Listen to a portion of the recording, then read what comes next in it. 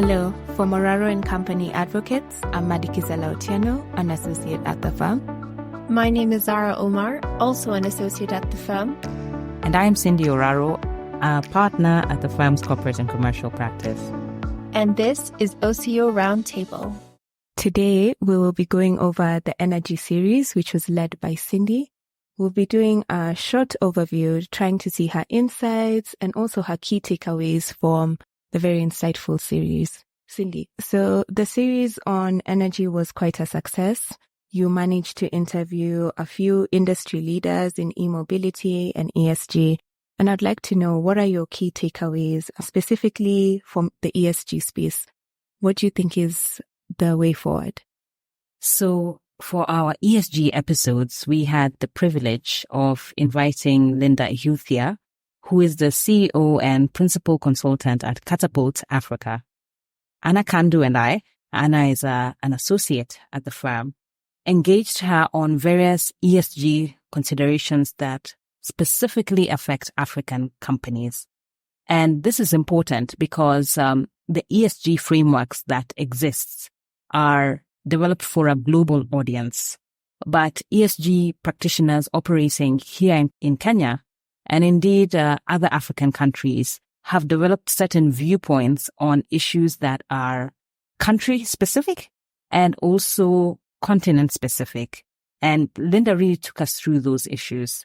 The rights of communities are quite critical here, as well as land rights, particularly when you're dealing with community land.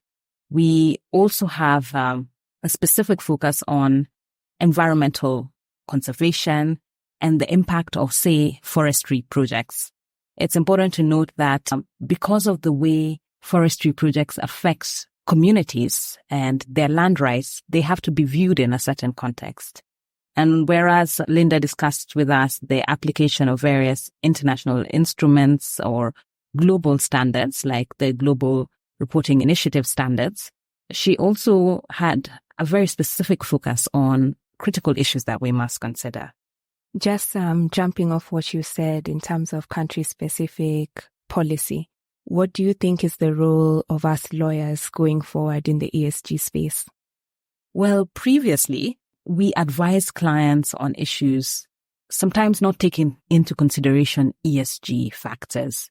I think ESG as a practice area and as a key issue has emerged maybe in the last 7 years or so. So now when we're structuring projects, ESG has become a critical factor, which we ourselves advise on, and we work with other industry specialists and consultants. And therefore, all the way from the way you structure a project or a transaction to ESG due diligence to drafting our contracts and documents to factor in ESG commitments and ESG standards, as well as ESG regulation, particularly for public listed companies, has become quite critical in delivering quality service. And it's something that is a key factor for us and for our clients. Cindy, what advice would you give to a young woman who would like to or is interested in penetrating the energy legal field? Well, Zahra, I remember our episode on women in energy, and we talked about the various considerations affecting women's participation in the energy sector.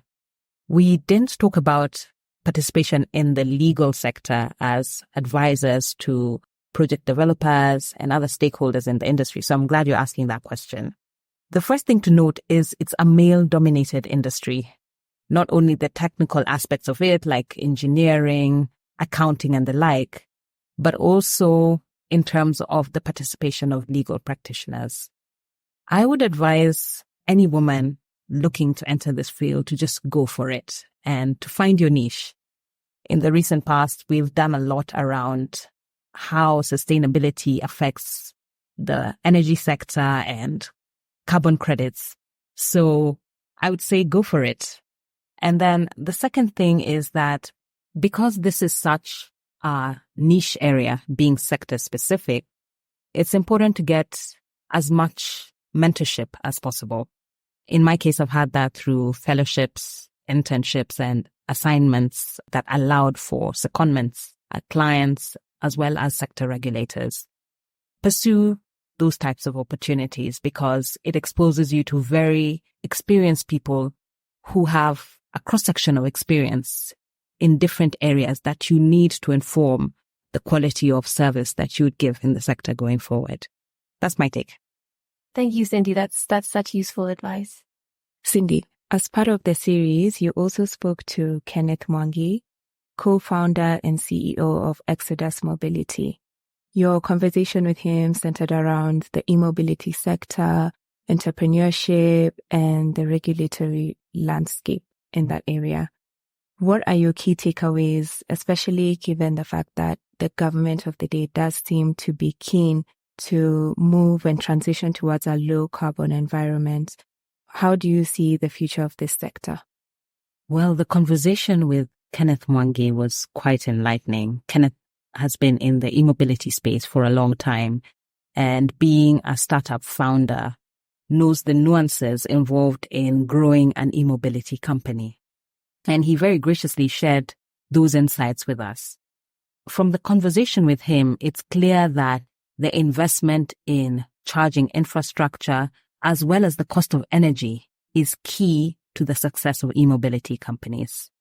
One of the issues that we have to consider is that currently there's very little charging infrastructure, and therefore e-mobility cannot thrive as it is. That hasn't deterred investment into the sector. Exodus Mobility, of course, invested into the sector. There are other companies like Basigo and Room Electric, proving that with us producing renewable energy, it is possible to have viable e-mobility companies. That said, Kenneth also highlighted the need for comprehensive and robust legislation or a regulatory environment to support the sector, and that's currently lacking. You'd say that that was one of the key focuses of the task force that was appointed last year on e-mobility. That task force is supposed to come up with policies, guidelines, and regulation or draft regulation to support the sector. So far, they've released a report that highlights some of the critical factors that must be addressed in order to encourage investment in the sector. We await to see a finalized policy and regulations and how investors would react to the same. We are hoping that with comprehensive legislation, it would encourage investment and set the scene for investment in charging infrastructure, the kind of infrastructure that can support the growth of the sector. Speaking of the need to have an enabling regulatory framework that incentivizes business and entrepreneurship, that leads me to your discussion with Brian Nyangena on carbon trading. Brian is the founder of Vast Carbon. Your conversation with him was quite enlightening, and I know you discussed benefit sharing and community rights. And I was wondering, what are your thoughts on how the legislation which we currently have here in Kenya is incentivizing business while also protecting community rights? And do you see any issues or problems arising from the current framework that we have? So we were privileged to host Brian Nyangena, and one of the critical issues that we discussed is benefit sharing with communities. Currently, there is a regulation around benefit sharing. For land-based projects, project developers have to share 40% of their aggregate earnings with communities. And for non-land-based projects, that amount drops to 20%. There is a historical context behind this. Previously, project developers were establishing carbon offset projects on community land and giving communities nothing out of it. Obviously, there was a huge outcry from this. And in response, this regulation was put into place. We don't know how it's going to be implemented in practice because we are still awaiting regulations. The regulations are at draft stage. But that would clarify how this benefit sharing would work in practice. It's also important to note that project developers are mandated to enter into community development agreements with the communities in the areas in which the project is established. And obviously, there are parameters establishing where or what constitutes the community. It's important because community rights cannot be ignored in the quest to address some of the challenges of climate change. That said, it's critical that we establish regulatory frameworks that can attract investors. And we are yet to see how investors would react to these benefit sharing frameworks. But it's also important to note that most of the investment around carbon offset projects is not to make profit necessarily. Rather, it's to address the negative effects of climate change. In addition, many carbon offset projects are not the primary source of revenue for the project developer. In essence, it could be that project developers would be happy to share 40% for land-based or 20% for non-land-based projects of their revenue. Cindy, sustainability has increasingly gained momentum in our social, political, and legal spaces globally. Do you feel, however, that a lot of the work that is being done to make our world more sustainable, such as companies changing their practices, companies incorporating ESG principles in major transactions, are merely performative, or are we actually seeing tangible benefits? That is a complex question, Zahra, and a very good question that is very pertinent to where we are right now. Obviously, the effects of climate change are now well understood, and governments, including our Kenyan government, are trying their best to implement regulation and policies to address that. And companies have also made net zero commitments and are incorporating ESG considerations into the way they conduct business in general. That said, greenwashing is a huge concern.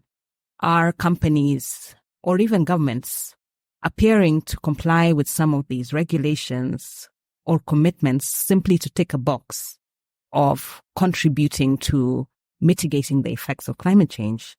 And that is where scrutiny comes in. And add accountability to scrutiny, and you have a means of addressing greenwashing. I would say that to some degree, we depend on the integrity of the various actors who are presenting themselves as complying with ESG commitments and applying certain ESG standards. The best known is the Global Reporting Initiative standards, which I and some of my colleagues have received certification in. And it has enabled us to guide clients through an established global framework that can map their ESG contributions, whether positive or negative. That said, we are seeing a lot more red flagging of greenwashing in the world generally, including here in Kenya. And we hope that that can deter parties who are operating behind smoke and mirrors, so to speak. Overall, I think there's general goodwill, and I'm encouraged by that. Cindy, thank you for starting the much needed conversation around ESG, our energy sector, and the transition to a low carbon economy. I think most of us have found your conversations with the various guests very insightful. I'd like to hear from you. What has been the response you've gotten from the public generally, your clients, other lawyers? What has been the feedback on the energy series, which has been, in my view, very successful? We're privileged to have received a very positive feedback for the episodes that we've had. And to everyone listening, we really appreciate you joining us for each episode and taking the time to give us your feedback. And I also note that we have listenership from all over the world.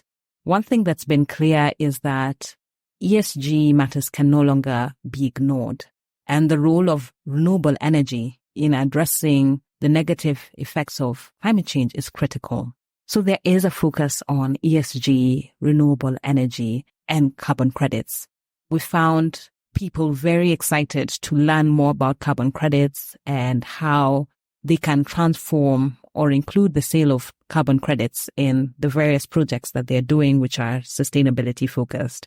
And that's very exciting. As it stands right now, we have a number of potential carbon offset projects, and we hope to see them come to fruition. Thank you, Cindy. If you enjoyed listening to this podcast and found it useful, please tune in to our next episode, which will be streamed on Apple Podcasts, Spotify, and YouTube. Thank you.